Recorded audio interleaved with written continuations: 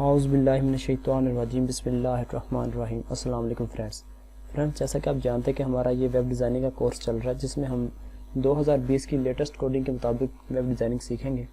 Friends, मैंने आपको पहले भी बताया था कि वेब डिज़ाइनिंग जो कि आज के दौर में एक बहुत बड़ा ट्रेंड है और ये ट्रेंड हमेशा रहेगा, क्योंकि ये दौर IT का दौर है जिसमें हर काम तकरीबन ऑनलाइन होता है। कोई भी ऑनलाइन बिजनेस हो या कोई भी काम हो जिसके लिए एक वेबसाइट की ज़रूरत पड़ती है, और वेबसाइट को डिज़ाइन करने के लिए एक वेब डिज़ाइनर की ज़रूरत होती है। और अगर आप एक प्रोफेशनल वेब डिज़ाइनर बन जाते हैं तो फिर आपको इसका बहुत फ़ायदा हासिल होगा। तो फ्रेंड्स, हम टाइम ज़ाया किए बगैर अपने मेन पॉइंट की तरफ आते हैं। लास्ट टाइम हमने सीखा था कि वेब डिज़ाइनिंग क्या है, उसको कैसे स्टार्ट किया जाता है, HTML को कैसे स्टार्ट किया जाता है, और HTML के हमने टैग लगाने सीखे थे। आज हम उसी को कंटिन्यू करेंगे। फ्रेंड्स, मैं अपना वही जो फाइल हमने लास्ट टाइम सेव की थी उसी को ओपन कर लेता हूँ इंडेक्स के नाम से। ठीक है जी, ले जनाब। और इसी फाइल के ऊपर मैं राइट क्लिक करके हम अपनी जो लास्ट टाइम कोडिंग हमने सेव की थी उसको एडिटर में ओपन करेंगे। हम नोटपैड में लिख रहे हैं तो हम इसको नोटपैड में ओपन कर लेंगे। अगर आपका यहाँ पर नोटपैड की ऑप्शन शो हो रही है तो ठीक है, नहीं तो आप फिर यहाँ पर चूज डिफ़ॉल्ट प्रोग्राम में जाकर यहाँ से आप अपनी नोटपैड के ऑप्शन ढूंढ सकते हैं। मेरा चूँकि नोटपैड यहाँ पर शो हो रहा है तो मैंने ये ओपन कर लिया। फ्रेंड्स, ये देखिए जो वो कोडिंग है जो हमने लास्ट टाइम सेव की थी, और जिन लोगों ने लेक्चर नंबर 1 नहीं देखा उनसे रिक्वेस्ट है कि वो पहले लेक्चर नंबर 1 देख लें कि ये क्या चीज़ है, इसको कैसे लिखा जाता है, इसको कैसे स्टार्ट किया जाता है, उसके बाद इनको लेक्चर नंबर 2 की समझ आएगी। फ्रेंड्स, आज हम देखेंगे कि ये जो हमारा पेज है, ये जो एरिया है, ये जो आपके सामने अब दिखाई दे रहा है, जो सफ़ेद जो ब्लैंक एरिया है, इसको हम कलर कैसे करेंगे। वेबसाइट का जो पेज होता है उसको कलर कैसे करते हैं, या फिर इस पर कोई भी पिक्चर हम कैसे सेंड करेंगे, पिक्चर कैसे सेट करेंगे, कैसे हम पिक्चर सेट करेंगे इस पर। ठीक है, तो लेकिन उससे पहले मैं आपको एक चीज़ बताना चाहता हूँ। फ्रेंड्स, मैंने आपको पहले भी कहा था कि हम ये जो कोडिंग सीखने जा रहे हैं ये लेटेस्ट कोडिंग है, उसके मुताबिक हम सीखेंगे, कुछ भी ओल्ड मेथड नहीं होगा। तो फ्रेंड्स, मैंने आपको यहाँ पर बताया था कि ये जो HTML का टैग है, इस जहाँ से ये स्टार्ट हुआ है, इससे पहले आपने कुछ भी नहीं लिखना है। लेकिन आज मैं इससे पहले एक चीज़ लिखने जा रहा हूँ, लेकिन अब आपने ये नहीं समझ लेना कि ये HTML के रूल के ख़िलाफ़ है, नहीं, बल्कि जो एक कोड टैग मैं लिखने जा रहा हूँ वो बेसिकली HTML5 का ही एक टैग है, HTML5 की एक कोडिंग है। ठीक है, मैं यहाँ पर आपको लिखकर दिखाता हूँ, लेस देन, उसके बाद आपने ये साइन डाला और फिर यहाँ पर आपने लिखना डॉक टाइप, और ये आपने तमाम वर्ड्स कैपिटल लिखने हैं। ठीक है, बड़े लिखने हैं, छोटा कुछ भी नहीं लिखना। ओके, स्पेस डालने के बाद फिर HTML आपने लिख देना है और ग्रेटर देन, और HTML का आपने ये जो वर्ड्स हैं इनको स्मॉल लिखना है, ये बड़े नहीं लिखने। ये बेसिकली ये जो टैग है ये HTML5 की कोडिंग का एक टैग है। इसका काम क्या होता है, ये जो वेब पेज होता है उसकी डॉक्यूमेंटेशन को मेंटेन करता है, उसको बरकरार रखता है। ठीक है, इसका वैसे हमें कोई इफेक्ट देखने में कोई भी इफेक्ट हमें दिखाई नहीं देगा। मैं इसे Ctrl+S करता हूँ, सेव किया और यहाँ पे इसको रिफ्रेश किया, ये देखिए कुछ भी हमें इसका इफेक्ट नज़र नहीं आया। लेकिन इसका काम ये होता है कि ये जो वेब पेज होता है उसकी डॉक्यूमेंटेशन को बरकरार रखता है। ओके, अब हम देखते हैं कि ये जो पेज है हम इसे कलर कैसे करेंगे।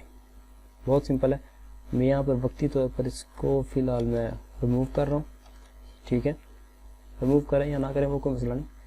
अब आपने करना क्या है, ये जो बॉडी टैग है इस बॉडी टैग के अंदर इस जगह पर ये ग्रेटर देन से पहले इस जगह पर, और आपने ये स्पेस दे लेनी है, इस जगह पर आपने लिखना है BG का मतलब बैकग्राउंड, BG कलर, आगे आपने लिख देना है कलर। ठीक है जी, BG मतलब बैकग्राउंड और आगे कलर यानी कि बैकग्राउंड कलर। आपने बैकग्राउंड कलर लिख करने के बाद आपने यहाँ पर आगे इक्वल डालना है और फिर इन्वर्टेड कोमास का एक साइन डालना है, और जो कलर आप देना चाहते हैं, फॉर एग्जांपल मैं ये लाइट ग्रीन देना चाहता हूँ, आप वो कलर लिख दीजिए लाइट ग्रीन, और फिर inverted commas, BG colour equal inverted commas, उसके अंदर आपने अपना जो आपका वेब पेज का जो कलर है, यहाँ पर जो हमने जो कलर सेट करना है उसका नाम, और फिर इन्वर्टेड कोमास, यानी कि हमने ये जो कलर है इसको इन्वर्टेड कोमास के अंदर लिखना है। ठीक है, इन्वर्टेड कोमास स्टार्ट और इन्वर्टेड कोमास एंड। ठीक है, इसे मैं Ctrl+S करता हूँ, ले जनाब, जो वेब डिज़ाइनिंग था उसको मैंने चूँकि रिमूव कर दिया था, इसलिए वो यहाँ से गायब हो गया।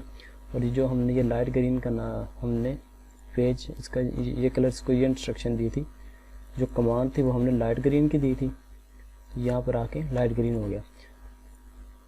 ठीक है, अब चूँकि हमने ये इसको बॉडी टैग के अंदर लिखा है, क्योंकि ये मैंने आपको पहले भी बताया था कि ये जो सारा एरिया होता है कंप्लीट एरिया, ये वेबसाइट की जो बॉडी होती है। ठीक है, तो इसलिए ये पूरे के पूरे पेज में यहाँ पे कलर आ गया।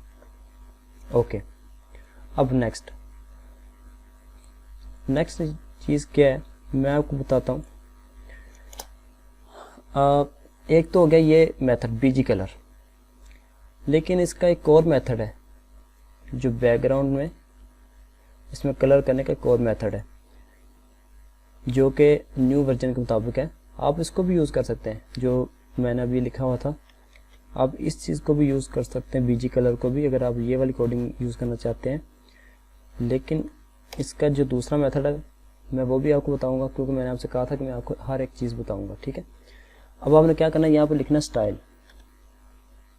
स्टाइल इक्वल, आगे फिर इन्वर्टेड कॉमास, इसके अंदर आपने लिखना बैकग्राउंड डैश, फिर लिखना कलर। ठीक है, फिर आपने कलर के आगे आपने डाल देना कॉलन, ये साइन डाल देना कॉलन, और फिर जो कलर आप यहाँ पर देना चाहते हैं, सपोज यहाँ पर पहले लाइट ग्रीन था, लेकिन अब मैं यहाँ पर देना चाहता हूँ फॉर एग्जांपल स्काई ब्लू, तो मैं यहाँ पर लिख दूंगा स्काई ब्लू। ठीक है, और फिर इन्वर्टेड कॉमास, मतलब स्टाइल से पहले आपने इन्वर्टेड कॉमास का नहीं डालना, बल्कि इक्वल का साइन डालने के बाद इन्वर्टेड कॉमास, और फिर यहाँ पर एंड में इन्वर्टेड कॉमास। इन्वर्टेड कॉमास के अंदर बैकग्राउंड कलर आपने क्या दे देना है, स्काई ब्लू। आप जो भी देना चाहते हैं आप उसको दे सकते हैं। मैं से कंट्रोल एस करता हूँ, नहीं जा ये चेंज हो गया। मैंने आपको दोनों मेथड बता दिए यहाँ पर वेब पेज का जो कलर था उसको सेट करने के, एक बीजी कलर और एक दूसरा जो स्टाइल टैग के जरिए आप उसको जो कलर दे सकते हैं, मैंने वो भी आपको मेथड बता दिया। ओके, अब बारी आती है इमेज की। हम यहाँ पर इमेज कैसे लगाएंगे, तो इमेज लगाने के लिए सबसे पहले मैं क्या करता हूँ, सॉरी ये नोटपैड में कन्वर्ट हो गया, मैं इसे गूगल में ही वापस कर देता हूँ। नहीं जनाब, अब मैं इसके लिए क्या करता हूँ, जो जिस जगह पर हमने अपनी फाइल सेव की हुई थी मैं वहाँ पर एक फ़ोल्डर बनाता हूँ, और उस फोल्डर को मैं कोई भी नाम दे लेता हूँ, इमेज का नाम या पिक्स का नाम, आप जो कोई भी देना चाहते हैं आप दे सकते हैं। मैं यहाँ पर इमेज का नाम दे देता हूँ। ठीक है, इमेज का नाम देने के बाद मैं कोई भी इमेज यहाँ से ले लेता हूँ। फॉर एग्जांपल मैं ये इमेज ले लेता हूँ, ये ऑलरेडी कंप्यूटर में पड़ी हुई है, उसको मैं इमेज के फोल्डर में यहाँ पे आकर पेस्ट कर देता हूँ। ठीक है, और इसका नाम अगर आप ये रखना चाहते हैं ये रख लें, जो भी आप नाम रखना चाहते हैं वो आपके ऊपर डिपेंड करता है। नाम का लाजमी नहीं कि जो इमेज का नाम पहले हो आप वही रखें, नहीं, आप कुछ भी नाम रख सकते हैं। मैंने इसको 1 का नाम दे दिया, आप जो भी देना चाहते हैं आप दे सकते हैं। उसके बाद अब मैं क्या करूँगा, इसको मैं फिलहाल रिमूव करता हूँ। अब यहाँ पर मैं लिखूँगा बैकग्राउंड और इक्वल, उसके बाद इन्वर्टेड कॉमास। मैं इन्वर्टेड कॉमास को 2 दफ़ा डाल रहा हूँ। 2 दफ़ा मैंने इसलिए डाला है कि मैंने इसको ऑलरेडी यहाँ पर 2 दफ़ा डाल दिया कि ये इन्वर्टेड कॉमास स्टार्ट और ये एंड। ठीक है, अब इनके अंदर जैसे हमने पहले किया था कि इन्वर्टेड कॉमास के अंदर हम उनके अंदर कलर लिखते थे, इसी तरह हम इसके अंदर इमेज की भी जो कमांड है वो हम देंगे। आई होप कि आपको बात की समझ आ गई होगी। अब यहाँ पर मैं क्या लिखता हूँ, मैं ऐसे कहता हूँ कि इमेज के फोल्डर में जाओ। मैं अपने एडिटर को ये कमांड देता हूँ कि इमेज के फोल्डर में जाओ, ये वाला जो हमने फोल्डर बनाया हुआ था ये वाला, और फिर ये स्लैश इमेज के फोल्डर में जाकर उस पिक्चर का नाम क्या है, उसका नाम है 1। आपने जो भी नाम रखा हो वो वाला नाम लिख दीजिएगा 1। उसके बाद उसकी फॉर्मेट क्या है, मैं यहाँ पर प्रॉपर्टीज में जाकर इसकी फॉर्मेट चेक करता हूँ। इसकी फॉर्मेट है JPG। ठीक है, तो मैं यहाँ पर लिख देता हूँ इसकी फॉर्मेट .jpg। याद रखिएगा जो फॉर्मेट हो आपने वही लिखनी है। अगर PNG हो तो आपने PNG लिख देना है, अगर BMP हो तो हमने BMP लिख देना, अगर JPG हो तो हमने JP लिख देना है। ठीक है, आपने पहले इमेज की हमेशा फॉर्मेट चेक कर लेनी है। तो मैं ऐसे कंट्रोल S करता हूँ, पेज को रिफ्रेश करता हूँ, ले जनाब ये हमारी इमेज आ गई यहाँ पर। ठीक है जी, ओके। अब इमेज को लगाने का जो दूसरा तरीका, एक तो मेथड ये वाला है, बैकग्राउंड इक्वल और इन इन्वर्टेड कॉमास के अंदर आपने इमेज का फोल्डर और इमेज का नाम और उसकी फॉर्मेट वगैरह लिखकर आपने इमेज यहाँ पे सेट कर दी। ठीक है जी। अब जो दूसरा तरीका वो क्या है, वो ये है कि वो ये स्टाइल आपने लिखा इक्वल इन्वर्टेड कॉमास, ये सेम टू सेम वैसे है जैसे हमने इमेज को वेब पेज को कलर किया था। ठीक है, उसमें सिर्फ थोड़ी सी चीज़ जो है ना वो चेंज है। वो क्या है हम देख लेते हैं। यहाँ पर मैं लिखता हूँ बैकग्राउंड इमेज, पहले हमने लिखा था बैकग्राउंड कलर, अब हम लिखेंगे बैकग्राउंड इमेज। ठीक है, पहले हमने जिस जगह पर हमने लिखा था ना बैकग्राउंड डैश कलर, अब हम लिखेंगे बैकग्राउंड डैश इमेज। ठीक है जी। अब उसके बाद कॉलन, अब कॉलन के बाद ये चीज़ आपने बड़े गौर से देखनी। इसके बाद आपने क्या करना है, यहाँ पर आपने लिखना है URL। ठीक है, URL का मतलब क्या है कि इमेज जिस फोल्डर में या जिस जगह पर मौजूद होगी ये उस चीज़ की इंस्ट्रक्शन देगा। ठीक है, अब आपने आगे छोटी ब्रैकेट्स आपने ये डालनी और इनके अंदर आपने ये वाले 2 साइन डाल देने और इन 2 साइन के अंदर बड़े गौर से देखिएगा, आसान है, मुश्किल नहीं है। इनके अंदर आपने वो जो फोल्डर था हमारा इमेज के नाम से फोल्डर था जी, इमेज लिख दिया। मैं कहता हूँ कि इमेज के फोल्डर में जाकर /1.jpg, उसके बाद इस ब्रैकेट के बाद सेमीकोलन, सॉरी ये सेमीकोलन, आपने ये साइन डाल देना है।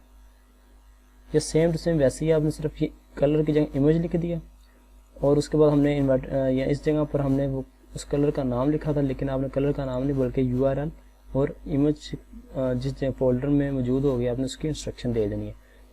ठीक है, वो क्या है, ये ब्रैकेट्स डालकर इमेज के फोल्डर में जाके 1 के नाम से एक इमेज पड़ी है और उसका जो फॉर्मेट है वो है .jpg। ये हमने एडिटर को इंस्ट्रक्शन दे दी, तो हम इसे कंट्रोल S करेंगे तो ले जनाब ये इमेज अपनी जगह पर बरकरार रही। बरकरार क्यों रही, वो इसलिए कि पहले जो हमने बैकग्राउंड लिखकर हमने इमेज को सेट किया था, लेकिन अब हमने इसके ज़रिए इमेज को सेट किया। अब चूँकि इमेज बिल्कुल वही है तो इसलिए वो इमेज अपनी जगह पर कायम रही है। फ़र्ज़ करें मैं इसको यहाँ से ये 1 को मैं गायब कर देता हूँ, तो अब देखिएगा इमेज यहाँ पर गायब होगी क्योंकि हमने यहाँ पर इमेज का नाम ही लिखा हुआ। और अगर मैं उसका फॉर्मेट गलत दे देता हूँ, फॉर एग्जांपल JPG उसका फॉर्मेट, तो मैं दे देता हूँ PNG, कंट्रोल S करता हूँ और फिर भी इमेज यहाँ पर नहीं आई क्योंकि हमने इसका जो फॉर्मेट था वो गलत दिया, इसलिए JPG आपने ये लाजमी लिखना है। ले जरा हमारी जो कलर वाला कॉन्सेप्ट था और इमेज वाला कॉन्सेप्ट था वो क्लियर हो गया। अब फिलहाल मैं इसको रिमूव कर रहा हूँ यहाँ से, मैं यहाँ पर सिर्फ कलर ले लेता हूँ। ठीक है, कलर में BG कलर के ज़रिए ये वाला टैग लगा कर ले लेता हूँ और कलर में ले लेता हूँ लाइट ग्रीन। ओके जी,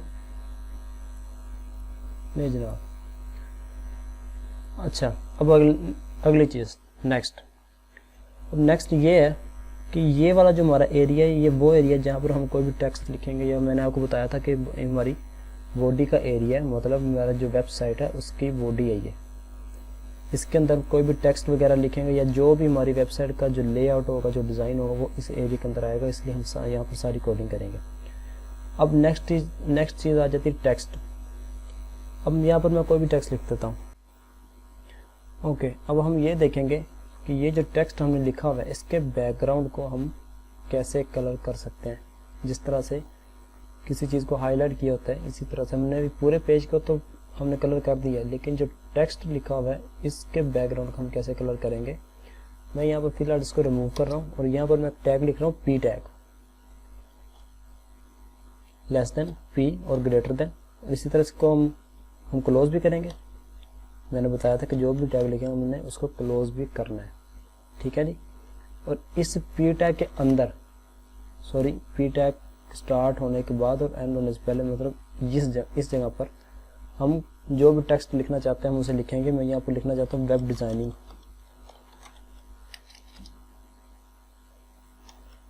ओके, इसको रिफ्रेश किया तो ये देखिए हमारा ये पी टैग के अंदर लिखा गया। अब इस पी टैग का फ़ायदा क्या है, अब इसके अंदर हम जो भी कलर देना चाहते हैं अपने टेक्स्ट के बैकग्राउंड को हम उसको दे सकते हैं और उसको हम स्टाइल टैग के ज़रिए देंगे। जैसा कि मैंने आपको इस जगह पर बताया था कि स्टाइल टैग जिस तरह हमने यहाँ पर डाला था वैसे ही सेम टू सेम हम इस जगह पर वो स्टाइल टैग लिखेंगे। अब स्टाइल टैग कैसे लिखेंगे, स्टाइल इक्वल इन्वर्टेड कॉमास में ये 2 दफ़ा ऑलरेडी लिख रहा हूँ और इसके अंदर मैं क्या करता हूँ, लिख देता हूँ बैकग्राउंड और कलर, ठीक है। और फिर आगे कॉलन, और जो कलर आप देना चाहते हैं, फॉर एग्जांपल मैं देना चाहता हूँ रेड, और फिर सेमी कॉलन, उसे कंट्रोल एस करेंगे। ले जनाब, ये जो जिस जगह पर हमारा वेब डिज़ाइनिंग का जो टेक्स्ट लिखा होता उतना उतना एरिया सारा हमारा क्या हो गया, चेंज हो गया उसका कलर, ठीक है। अब आप कहेंगे कि हम तो सिर्फ ये चाहते हैं कि सिर्फ इतने से एरिया के अंदर ये रेड कलर आए, ये सारे के अंदर ना आए। वो चीज़ जब हम आगे बढ़ेंगे तो हम उसमें देखेंगे, लेकिन ये फ़िलहाल वक्ती तौर पर आपको ये बताया गया कि आप इस टेक्स्ट वाले एरिया के बैकग्राउंड को कैसे आप चेंज कर सकते हैं, ठीक है जी। अब उसके बाद मैं चाहता हूँ कि हमारा जो टेक्स्ट है उसका कलर चेंज हो, क्योंकि ये जो कलर चेंज हुआ है ये टेक्स्ट के बैकग्राउंड का चेंज हुआ, टेक्स्ट का कलर चेंज नहीं हुआ। मैं जो ये टेक्स्ट लिखा इसका कलर चेंज करना चाहता हूँ। यहाँ पर मैं एक और टेक्स्ट लिख लेता हूँ। उसी तरह मैं पी टैग डालकर less than P, less than slash P और ग्रेटर देन, और इसके अंदर मैं कोई टेक्स्ट लिख लेता हूँ। मैं फिर से वेब डिज़ाइनिंग लिख लेता हूँ। आप जो भी टेक्स्ट लिखना चाहते हैं आप लिख सकते हैं। अब मैं इस टेक्स्ट को मैं कलर करना चाहता हूँ, क्या करेंगे, सिंपल स्टाइल टैग इक्वल, फिर से सेम टू सेम वही डाला, लेकिन अब यहाँ पर आपने बैकग्राउंड कलर नहीं लिखना, आपने सिंपल कलर लिखना है। और फिर कॉलन, मैं इस टेक्स्ट को कलर रेड दे देता हूँ, ये आ गया। ले जनाब, रेड कलर का हमारा ये टेक्स्ट आ गया। ओके जी, आई थिंक आज के लिए इतनी क्लास काफ़ी है। अब नेक्स्ट क्लास में हम देखेंगे हेड टैग क्या होता है, उसके अलावा जो पैराग्राफ होता है उसको मेंटेन कैसे किया जाता है, मतलब ये जो पी टैग होता है इसको मुकम्मल मेंटेन कैसे किया जाता है, उस नेक्स्ट क्लास में हम प्रॉपर देखेंगे। आपने सिर्फ ये 4 काम करके रख लेने, ये जो मैंने आपको सिखाए हैं। एक ये वाला डॉक टाइप, एक ये वाला बैकग्राउंड जो वेब पेज होता है उसका कलर चेंज करना, और जो दोनों मेथड मैंने आपको बताए हैं, एक ये वाला था बीजी और एक ये वाला स्टाइल टैग वाला जो हमने यहाँ पर भी अप्लाई किया था, ठीक है जी। और उसके बाद हमने इमेज भी चेंज की थी, आपने वो भी उसको भी अप्लाई करके आपने उसकी प्रैक्टिस करनी है। और फिर जो टेक्स्ट लिखा हुआ है हम उसका भी आपने बैकग्राउंड चेंज करके उसकी प्रैक्टिस करनी है। जो टेक्स्ट हमने यहाँ पे को टेक्स्ट लिखा है उस टेक्स्ट का आपने उसका कलर चेंज करना है, ठीक है। आपने ये प्रैक्टिस करके रख लेनी है। तो इंशाल्लाह मिलते हैं इससे अगले लेक्चर में। अल्लाह हाफिज़। कोई शक